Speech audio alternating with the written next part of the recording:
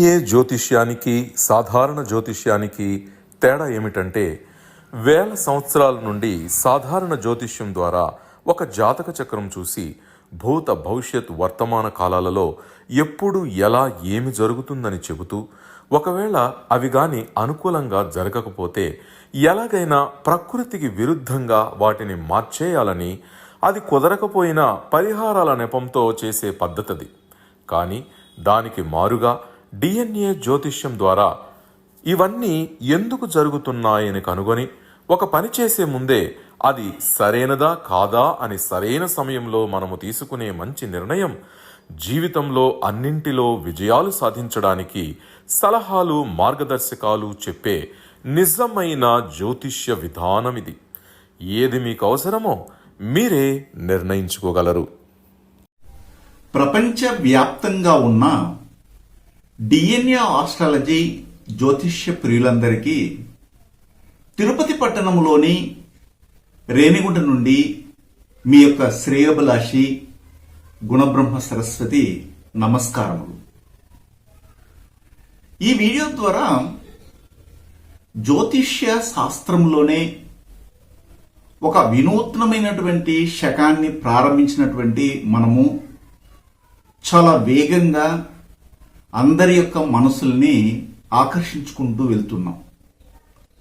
ఇన్నాళ్ళుగా మనము ఆచరించినటువంటి సాధారణ జ్యోతిష్యానికి ఇప్పుడు మనము అవలంబిస్తూ ప్రతి ఒక్కరూ మేము చెప్పినటువంటి విషయాలని వారి వారి కుటుంబ సభ్యుల యొక్క జాతకాలలో పోల్చి చూసుకొని 100% కనెక్ట్ అవ్వడం చూసి ఆశ్చర్యపోతున్నటువంటి వారు కూడా ఉన్నారు.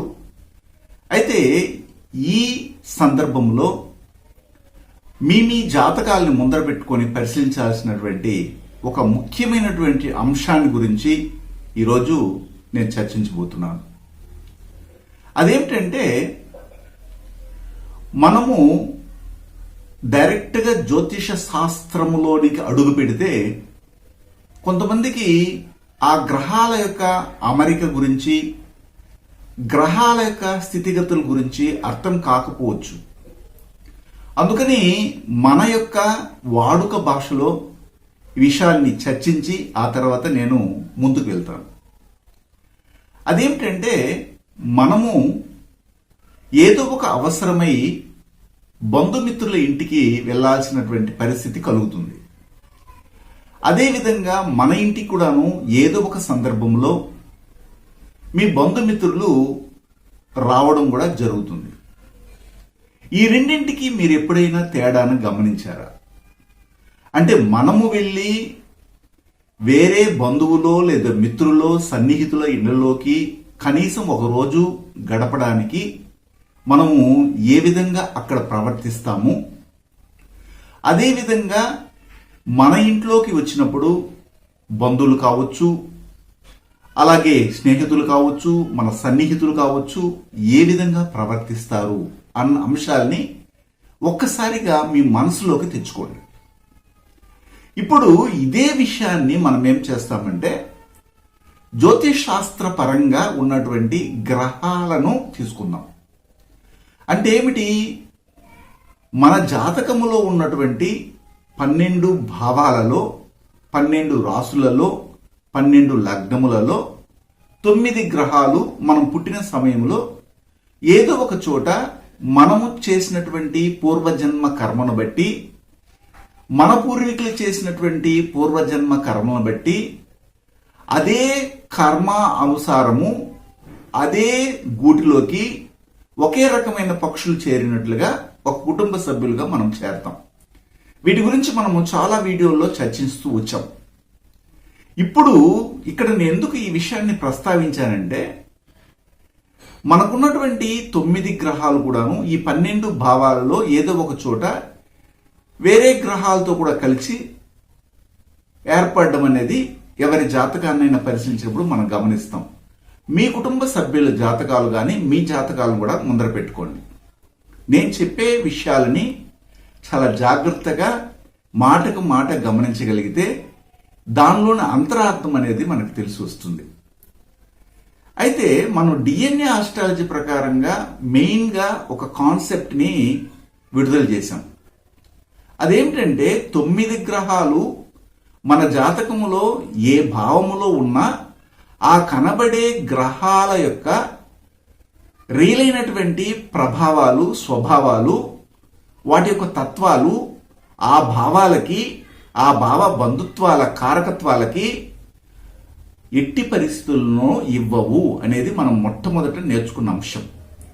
కానీ ఇన్నాళ్లుగా మనము ఒక జాతకాన్ని చూసి ఈ భావములో శుక్రుడున్నారు, ఈ భావంలో చంద్రుడున్నారు, ఈ భావంలో కుజుడున్నారు, లగ్నములో గురువు ఉన్నారు, లేదా రాహు ఉన్నారు, కేతు ఉన్నారు, లేదా 5వ భావంలో ఆ గ్రహం ఉంది, ఈ గ్రహం ఉంది, అందువల్ల ఇలాంటి స్వభావాలు, ప్రభావాలు మాకు సంభవిస్తున్నాయేమో అనే ఒక భ్రమయుగములో జీవిస్తూ వచ్చారు. ఇదే నిజం కూడా. డిఎన్ఏ జ్యోతిష్యం నేర్చుకోవడానికి ఆసక్తి ఉన్న వారందరికీ గురువుగారి తరపున స్వాగతం. దైవజ్ఞ శ్రీ గుణబ్రహ్మ సరస్వతి గారి నుండి ఆన్లైన్ ఆడియో క్లాసుల ద్వారా అద్భుతమైన ఈ వంశపారంపర్య జ్యోతిష్యంను బేసిక్స్ నుండి అడ్వాన్స్ వరకు నేర్చుకోవాలంటే మీరు ఒక్కసారిగా ఫీజు చెల్లించేస్తే మిమ్మల్ని డిఎన్ఏ వాట్సాప్ గ్రూప్లో యాడ్ చేసినప్పటి నుండి మీ జీవితకాలం డిఎన్ఏ జ్యోతిష్యానికి సంబంధించిన క్రొత్త అప్డేట్స్ని ఆ వాట్సాప్ గ్రూప్లో నిరంతరం పొందవచ్చు. ఫీజు చెల్లించిన వెంటనే జరిగిపోయిన పాఠాలు మీ ఈమెయిల్ ఐడి ఇస్తే గూగుల్ డ్రైవ్కి మొదటే గురువుగారు పంపిస్తారు. అందులో మీకేదైనా డౌట్స్ వస్తే జూమ్ క్లాస్లో గురువుగారే స్వయంగా క్లియర్ చేస్తారు. పీడిఎఫ్ కానీ ప్రింటింగ్ మెటీరియల్ కానీ ఇవ్వబడదని గమనించగలరు. గురువు గారి నుండి డిఎన్ఏ ఆస్ట్రాలజీ ప్రకారంగా మీ జాతక పరిశీలన చేయించుకుని సలహాలు, మార్గదర్శకాలను పొందాలంటే మా త్రిశక్తి డిఎన్ఏ ఆస్ట్రాలజీ యూట్యూబ్ ఛానల్లో మరిన్ని వీడియోలు చూసి ఒక అవగాహనకు వచ్చాక మీకు ఉపయోగపడుతుందనిపిస్తేనే ఫోన్ ద్వారా కానీ లేదా డైరెక్ట్గా కానీ అపాయింట్మెంట్ కొరకు సంప్రదించగలరు. ఆ భ్రమయుగము నుంచి బయటికి రావడానికి మనం డిఎన్ఏ ఆస్ట్రాలజీ అనే ఒక అలర్ట్ ఆస్ట్రాలజీని వెలుగులోకి తీసుకొస్తున్నాం. ఇక్కడ నేను చెప్పొచ్చే విషయం ఏమిటంటే, మన జాతకం కానీ, మన బిడ్డల జాతకం కానీ, మన కుటుంబ సభ్యుల జాతకం కానీ, మీ స్నేహితుల జాతకాలు కానీ, ఎవరి జాతకాలను మీరు ముందర పెట్టుకుని పరిశీలించవచ్చు. వాస్తవాలు ఇవే. ఏ గ్రహం అయితే ఒకరి జాతక చక్రంలో కనబడుతుందో ఆ గ్రహము తన యొక్క సొంత ప్రభావాన్ని ఎట్టి పరిస్థితుల్లో ఆ భావానికి అందజేయదు. అది ఎక్కడ ఉన్నా కానీ, ఏ యొక్క భావంలో ఉన్నా కానీ. అయితే ఏ యొక్క ప్రభావాలని ఆ గ్రహము అందజేస్తుందంటే, ఒక గ్రహము ఒక భావంలో ఉన్నప్పుడు ఆ గ్రహము పర్టికులర్గా పుట్టినటువంటి నక్షత్రం అనేది ఉంటుంది. ఆ నక్షత్రానికి ఏ గ్రహం యొక్క కర్మ రిజిస్ట్రీ ఉంటుందో ఆ గ్రహం యొక్క కర్మ రిజిస్ట్రీ ప్రభావం చేత ఆ భావము పాలించబడుతుంది, రూల్ చేయబడుతుంది, రోల్ ప్లే చేస్తుంది. ఇది నేర్చుకోవాల్సిన అంశం. అప్పుడు ఇన్నాళ్ళు చూసినటువంటి జాతకాలు ఏమైపోతున్నాయంటే, అవి ఆ రోజులకి మనకు కనబడేవే చూడగలిగినారు, కానీ ఇంకా మైక్రోస్కోప్తో చూడగలిగిన స్థితి ఇప్పుడు మనం చూస్తున్నాం. అప్పుడు టెర్రాస్కోప్తో చూస్తే, ఇప్పుడు మైక్రోస్కోప్తో చూసి ఒక గ్రహము అక్కడ ఉంటే అది ఏ విధంగా ప్రవర్తిస్తుంది అన్న అంశాలని మనము తేటతెల్లంగా అందరికీ అందిస్తున్నాం. అయితే అది అందించినంత మాత్రాన దీనికి ఏమైనా ప్రమాణం ఉందనేసి తెలివైనటువంటి మేధావి వర్గం అడుగుతుంది. దానికే నేనేం చెప్తున్నానంటే, నేను చెప్పే విషయాలని మీ జాతకాల్లో అప్లై చూసి ఆ యొక్క మేధ జీవులకి మీరు అందించాల్సినటువంటి సమాచారము ఎంతైనా ఉంది. అయితే ఇక్కడ ఇంకొక విషయం నేను చెప్తాను. అదేమిటంటే, ఒక గ్రహము వెళ్ళి తన సొంత ఇంట్లో నుండి వేరే ఒక ఇంట్లోకి వెళ్ళి కూర్చుంటా ఉంది. ఆ వేరే ఇంట్లో ఉన్నటువంటి గ్రహం వచ్చి ఈ ఇంట్లో కూర్చుంటా ఉంది అనుకుందాం. అంటే ఇక్కడ అర్థం చేసుకోండి, ఇంతకుముందు నేను ఒక కాన్సెప్ట్ చెప్పాను. మీరు ఒకరి ఇంటిలోకి వెళ్ళి 1 రోజు, 2 రోజులు, 3 రోజులు, అవసరం ఉన్న రోజులు గడిపినప్పుడు అక్కడ పరాయి వారింట్లో, బంధుత్వంలో ఉన్నటువంటి వారి ఇళ్లలో, స్నేహితుల ఇళ్లలో, సన్నిహితుల ఇళ్లలో ఏ విధంగా ప్రవర్తిస్తారు, అదే వేరే ఒక బంధువు మీ ఇంటికి వచ్చినప్పుడు వారు మీ ఇంట్లో ఎలా ప్రవర్తిస్తారు అనే కాన్సెప్ట్ ని నేను మొదట చెప్పాను. అదే కాన్సెప్ట్ ని కట్ కాపీ పేస్ట్ చేసి ఇప్పుడు ఈ విషయాన్ని నేను చర్చిస్తాను. అంటే ఉదాహరణకి మనము 1, 7 భావాలని మనం తీసుకుందాం. ఇదైతే చాలా అందంగా మీకు అర్థమవుతుంది, శ్రద్ధగా కూడా వింటారు కూడా. ఎందుకంటే 1 అంటే మీరే. 7వ భావము 7వ భావాధిపతి ఎవరిని తెలియజేస్తుందంటే మీకు ఒక యుక్త వయసు వచ్చినప్పుడు మీ భాగస్వామిని తెలియజేస్తుంది. ఒక అమ్మాయికి అబ్బాయి, అబ్బాయికి అమ్మాయి తన జీవితంలోకి ప్రవేశించే వ్యక్తిని గురించి తెలియజేసే భావము 7వ భావం. అయితే 7వ భావం ఒక భాగస్వామిని మాత్రం గురించే తెలియజేస్తుందంటే కాదు. 7వ భావం అనేది మనకి పబ్లిక్ ఎక్స్పోజింగ్, మన ఎదుటికి ఉన్నటువంటి వారు. ఇప్పుడు నేను 1 అనేది నేనైతే 7 అనేది మీరు ఎదుటికి ఉన్నారు కాబట్టి, నా వీడియోలు చూస్తున్నారు కాబట్టి, అంటే పబ్లిక్ అన్నమాట. అదే విధంగా ఇక్కడ బాగా గమనించాల్సినటువంటి అంశం ఏమిటంటే 7 అనే భావము మనము ఎవరితోనైతే బిజినెస్ డీలింగ్ పెట్టుకుంటాము. ఒక షాప్కి వెళ్ళినాం అనుకోండి, ఒక షాప్కి వెళ్ళినప్పుడు ఆ షాప్ పబ్లిక్ లో ఉంటుంది. అంటే మీరు షాప్ పెట్టుకో ఉంటే మీ దగ్గరికి వచ్చే కస్టమర్స్ అంతా కూడా 7వ భావమే. అదేవిధంగా 7వ భావం అనేది ఏమిటంటే మీ అమ్మకు అమ్మ పరంపర, అమ్మకు అమ్మ అంటే మీకు అమ్మమ్మ, మీకు నాన్న ఉంటే నాన్నకు అన్న అంటే మీ యొక్క పెద్దనాన్న 7వ భావం కిందకు వస్తుంది. ఇన్ని విషయాల్ని 7వ భావం అనేది కలిగి ఉంటుంది. అంటే ఇప్పుడు బాగా గమనించండి, లగ్నము అనేది మీరు, ఆ లగ్నాధిపతి కూడా మీ గురించే చెప్తుంది. అలాంటప్పుడు మీ ఇంటి నుంచి మీ అత్తగారి ఇంటికి వెళ్ళారు అంటే 7వ భావం అనేది మీ యొక్క భార్య, కుటుంబం, భార్య అనుకుందాం. మీ అత్త అనేది మళ్ళీ 10వ భావంకి వెళ్ళిపోతుంది అంటే పిల్లనిచ్చినటువంటి తల్లి. అంటే అర్థం ఏమిటి? మీ భార్య లేదా భర్తకు అమ్మ. 7కి 4 10. అక్కడ మళ్ళీ కొద్ది కన్ఫ్యూజన్ కాకుండా చూడాలి. అంటే మొత్తం మీద నేను చెప్తున్నా అంటే 1, 7 అంటే 1వ భావాధిపతి 7లో వెళ్ళి కూర్చున్నప్పుడు అది ఆ ఇంట్లో ఏ విధంగా ప్రవర్తిస్తుంది. డిఎన్ఏ జ్యోతిష్యం నేర్చుకోవడానికి ఆసక్తి ఉన్న వారందరికీ గురువుగారి తరపున స్వాగతం. దైవజ్ఞ శ్రీ గుణబ్రహ్మ సరస్వతి గారి నుండి ఆన్లైన్ ఆడియో క్లాసుల ద్వారా అద్భుతమైన ఈ వంశపారంపర్య జ్యోతిష్యంను బేసిక్స్ నుండి అడ్వాన్స్ వరకు నేర్చుకోవాలంటే మీరు ఒక్కసారిగా ఫీజు చెల్లించేస్తే మిమ్మల్ని డిఎన్ఏ వాట్సాప్ గ్రూప్లో యాడ్ చేసినప్పటి నుండి మీ జీవితకాలం డిఎన్ఏ జ్యోతిష్యానికి సంబంధించిన క్రొత్త అప్డేట్స్ని ఆ వాట్సాప్ గ్రూప్లో నిరంతరం పొందవచ్చు. ఫీజు చెల్లించిన వెంటనే జరిగిపోయిన పాఠాలు మీ ఈమెయిల్ ఐడి ఇస్తే గూగుల్ డ్రైవ్కి మొదటే గురువుగారు పంపిస్తారు.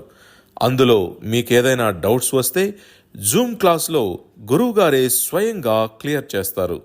పీడిఎఫ్ కానీ ప్రింటింగ్ మెటీరియల్ కానీ ఇవ్వబడదని గమనించగలరు. అదేవిధంగా 7వ భావము అధిపతి అయినటువంటి ఒక గ్రహం వచ్చి మీ ఇంట్లో అంటే మీ యొక్క లగ్నంలోనే కూర్చుంటే ఏ విధంగా ప్రవర్తిస్తుంది అంటే ఇక్కడ స్థాన బలం అనేది మారిపోతుంది. అంటే అదే విధంగానే మన జాతక చక్రాన్ని ముందర పెట్టుకుని గమనించండి.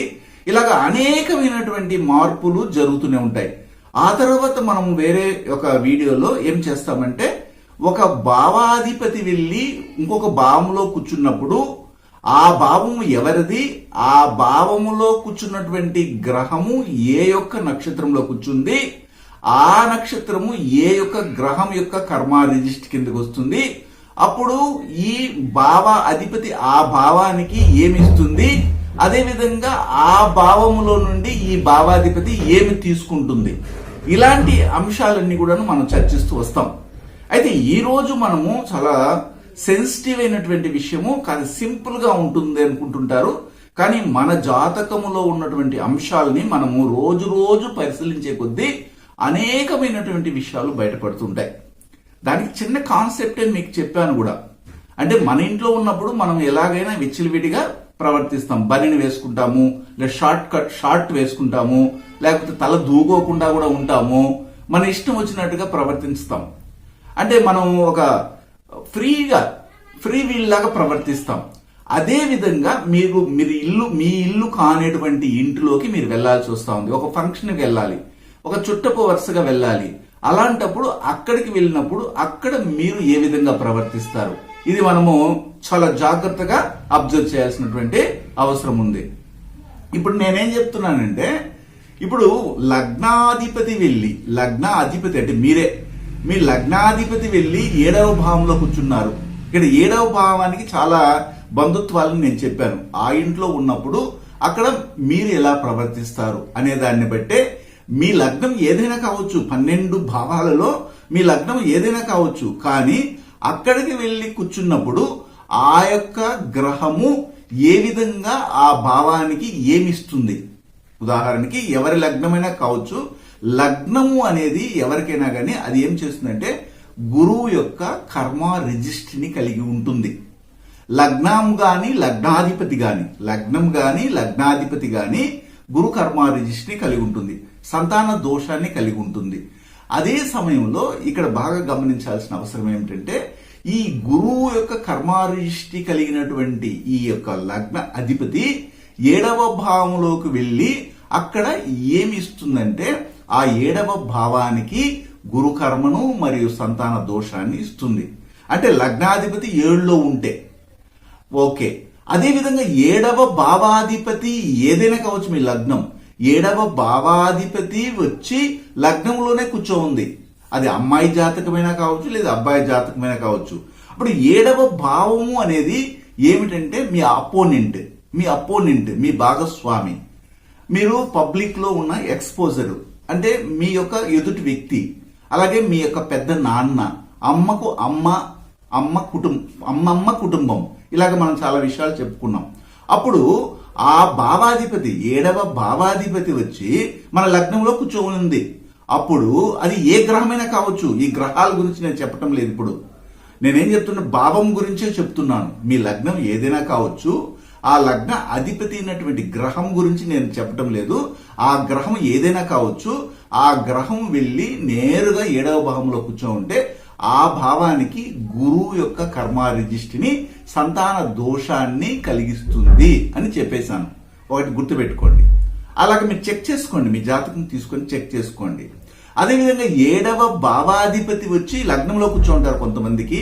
మీ లగ్నం ఏదైనా కావచ్చు, ఆ లగ్నం నుంచి 7వ భావం అంటే 180 డిగ్రీలో ఉంటుంది కాబట్టి ఆ 7వ భావాధిపతి వచ్చి లగ్నంలో ఎవరికైతే కూర్చుంటుందో ఆ లగ్నానికి ఏమి ఇస్తుంది ఈ యొక్క 7వ భావాధిపతి అంటే చంద్రుని యొక్క కర్మ రిజిస్ట్రీని మరియు కులదేవత శాపాన్ని చేస్తుంది. అప్పుడు ఎప్పుడైతే లగ్నములోనే 7వ భావాధిపతి వచ్చి కూర్చుంటారో, ఆ గ్రహం ఏదైనా కావచ్చు, గ్రహం గురించి నేను మళ్ళీ చెప్పటం లేదు ఇక్కడ, ఆ గ్రహం వచ్చి కూర్చోవడం వల్ల ఈ లగ్నం అనేది మీరు కాబట్టి మీకు భరణి, మక, జ్యేష్ఠ, ఉత్తరాభద్ర నక్షత్రాల్లో మీ కుటుంబ పరంపరలో ఉంటారు. అదేవిధంగా కులదేవత శాపం అనేది రావడం వలన అశ్విని మరియు మక, మూలా నక్షత్రాల వాళ్ళు కూడా కనెక్ట్ అవుతారు మీ కుటుంబంలో. ఇది గమనించాలి, చెక్ చేసుకోండి. ఇది యూనివర్సల్ ఫార్ములా. అదేవిధంగా ఇప్పుడు మీ లగ్నానికి సంబంధించినటువంటి అధిపతి, మీ లగ్నం ఏదైనా కావచ్చు, ఆ లగ్నాధిపతి వెళ్ళి మీరు పుట్టే సమయంలో 7వ భావంలో వెళ్ళి కూర్చోన్నారు. ఆ 7వ భావానికి గురువు యొక్క శాపాన్ని ఇవ్వడం జరుగుతుంది. అడిషనల్ గా ఇక్కడ మనం ఏం చేస్తామంటే గురువు కన్యా శాపాన్ని కూడా, అంటే గురు దోషంతో పాటు కన్యా శాపాన్ని కూడా ఇవ్వడం అనేది జరుగుతుందని మనం చెప్తుంటాం. సరే, మెయిన్ గా ఇప్పుడైతే గురు దోషం గురించే మాట్లాడతాం. గురు దోషాన్ని కలిగిన నక్షత్రాలు ఏమిటంటే హస్త, మృగశిర, ఉత్తరాషాఢ. ఈ నక్షత్రాలలో మీకు రాబోయే భాగస్వామి కుటుంబం కంపల్సరీగా ఉంటుంది. అది మీ భాగస్వామి ఉండొచ్చు. దానితో పాటు ఇప్పుడు ఈ విషయం గమనించారు, అదేమిటి, లగ్నాధిపతి 7లోకి వెళ్ళి కూర్చోవడం వల్ల అక్కడికి వెళ్ళి ఏ విధంగా ప్రవర్తిస్తా ఉందంటే అది గురు దోషాన్ని ఇవ్వడానికి ప్రవర్తిస్తా ఉంది, సంతాన దోషానికి ఇవ్వడానికి. ఆ యొక్క 7వ భావం అంటే మీ భాగస్వామి కుటుంబానికి, మీ యొక్క అమ్మమ్మ కుటుంబానికి, మీ పెద్దనాన్న కుటుంబానికి, మీ బిజినెస్ పార్ట్నర్స్ కుటుంబానికి, మీతో ఎవరైతే ఎక్కువగా గడుపుతారో ఎదుటి వ్యక్తి వారి కుటుంబానికి కంపల్సరీగా ఏమిస్తుందంటే గురువు యొక్క దోషాన్ని, అలాగే సంతాన దోషాన్ని ఇచ్చేస్తుంది. అదేవిధంగా ఒకవేళ మీ జాతకములోనే 7వ భావాధిపతి వెళ్ళి లగ్నంలో కూర్చోంటే ఆ ఎదుటి వారు వచ్చి మీ ఇంట్లో కూర్చున్నారు, అప్పుడు అక్కడ వచ్చి ఏ విధంగా ప్రవర్తిస్తుంది అని చెప్తున్నాను. అప్పుడు ఏం చేశాను, చంద్రుని యొక్క శాపాన్ని, చంద్రుని యొక్క దోషాన్ని మరియు కులదేవత శాపాన్ని మీ జాతకానికి అంటే మీ కుటుంబంలో ఉండేటట్టుగా చేస్తుంది. 2 విషయాలు అయిపోయినాయి. మూడో విషయం ఏమిటంటే, ఒకవేళ లగ్నాధిపతి వెళ్ళి 7వ భావంలో కూర్చున్నారు, అప్పుడు లగ్నాధిపతి 7వ భావానికి ఇవ్వడం అయితే ఓకే. మరి ఆ భావములో నుండి ఈ యొక్క ఏ లగ్నాధిపతి అయితే వెళ్ళి కూర్చున్నారో ఆ భావానికి ఏమొస్తుందంటే కంపల్సరిగా ఇంతకుముందు నేను చెప్పినట్టుగానే చంద్రకర్మ మరియు ఏమొస్తుంది, కులదేవత శాపం అనేది వస్తుంది. ఇక్కడ వెళ్ళి ఇక్కడ కూర్చున్నా అది తీసుకునేస్తుంది. అంటే ఏమిటి, 7వ భావాధిపతి వెళ్ళి అక్కడికి వెళ్ళి ఇది ఇస్తుంది. అదే సందర్భంలో అంటే 7వ భావాధిపతి వెళ్ళి లగ్నంలో కూర్చుంటే 7వ భావాధిపతి చంద్రుని కర్మను కులదేవత శాపాన్ని ఇస్తుంది. అంటే చంద్రుని యొక్క దోషాన్ని, చంద్రుని యొక్క శాపాన్ని, చంద్రుని యొక్క కర్మారిష్ని ఇస్తూ దాంతోపాటు కులదేవత శాపాన్ని కూడాను ఈ జాతకులకు ఇస్తుంది. అయితే ఆ లగ్నములో నుండి 7వ భావాధిపతి ఏం తీసుకుంటుందంటే కంపల్సరీగా గురువు యొక్క కర్మారిష్ని, సంతాన శాపాన్ని, సంతాన దోషాన్ని తీసుకుంటుంది. ఇది ఒకటి. అంటే 2 ఒకేసారి జరగవు ఒక కుటుంబంలో. ఇప్పుడు ఒక జాతకంలో తీసుకున్నట్లయితే లగ్నాధిపతి వెళ్ళి 7లో ఉండడము, 7వ భావాధిపతి వెళ్ళి లగ్నంలో ఉండడం ఒకే జాతకులకి సంభవించకపోవచ్చు. కొన్ని జాతకాల్లో లగ్నాధిపతి వెళ్ళి 7లో కూర్చో ఉంటారు. అప్పుడు ఆ 7లో కూర్చున్నప్పుడు ఈ లగ్నాధిపతి వెళ్ళి 7లో కూర్చున్నప్పుడు అక్కడ గురు శాపాన్ని ఇవ్వడం అనేది జరుగుతుంది 7వ భావానికి.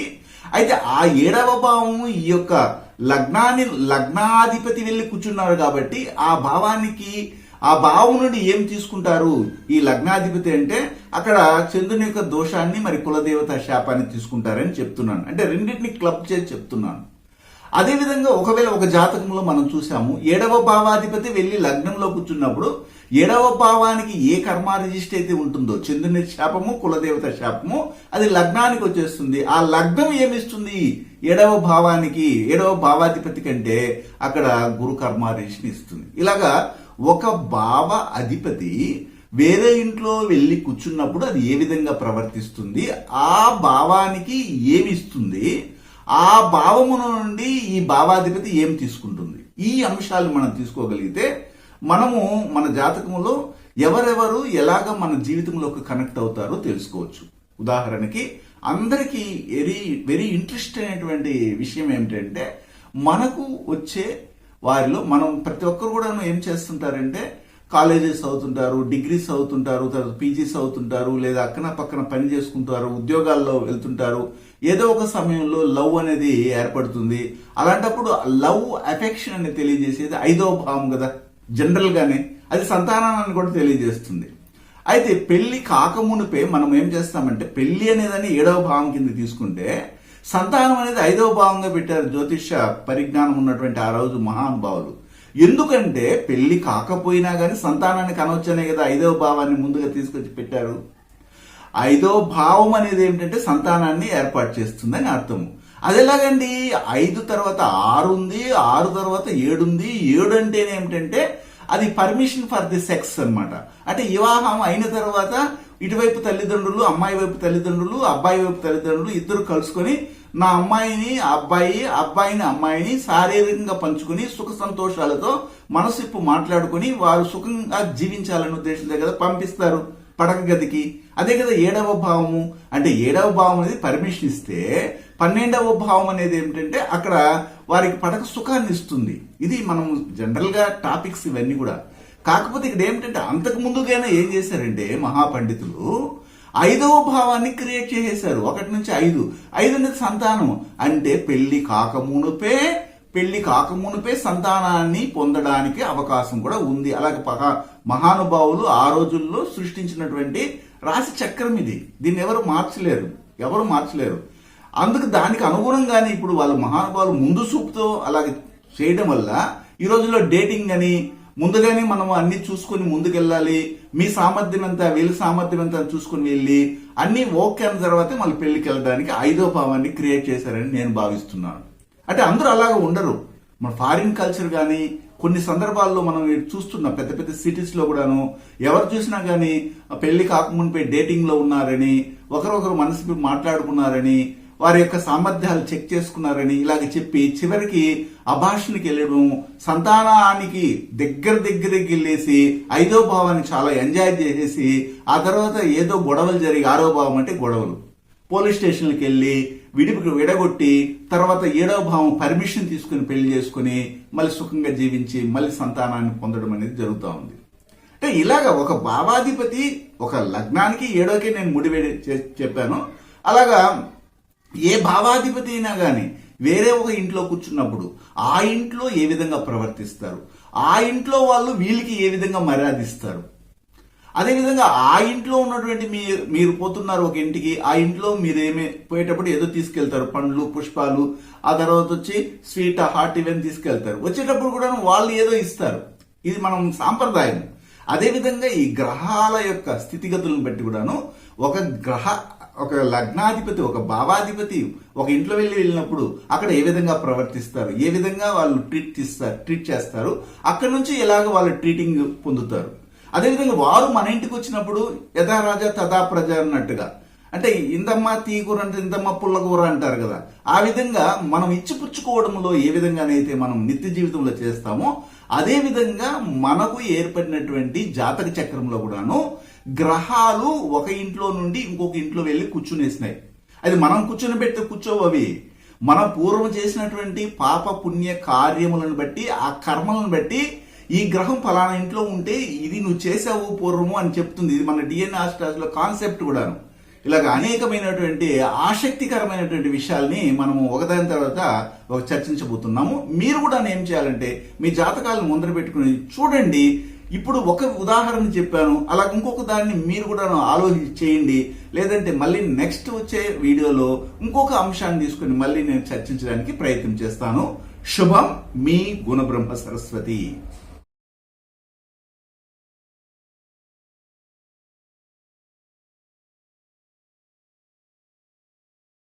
హిమాలయాలలోని యతీంద్రులు అవధూతలచే మహామంత్రోపదేశం పొంది వారి గురు పరంపరలో దైవజ్ఞ శ్రీ గుణబ్రహ్మ సరస్వతి గారు అథర్వణ వేద దక్షిణాచార పద్ధతి ద్వారా పూర్వం వశిష్ఠ వాల్మీకాది ఋషులు చేసిన విధంగా విలువ కట్టలేని అమూల్యమైన 24 హోమాలను ఏకకాలంలో ఒకే హోమగుండంలో గత 24 సంవత్సరాలుగా లోక కళ్యాణం కొరకు కర్మ విమోచన హోమక్రియను చేస్తూ నమ్మి వచ్చిన నిజమైన భక్తులకు శ్రీ జగన్మాత కృపతో మంచి చేస్తున్నారు. కర్మ విమోచన పొందాలనే ఆసక్తి ఉన్నవారు ముందుగానే గోత్రనామాలను నమోదు చేసుకోగలరు.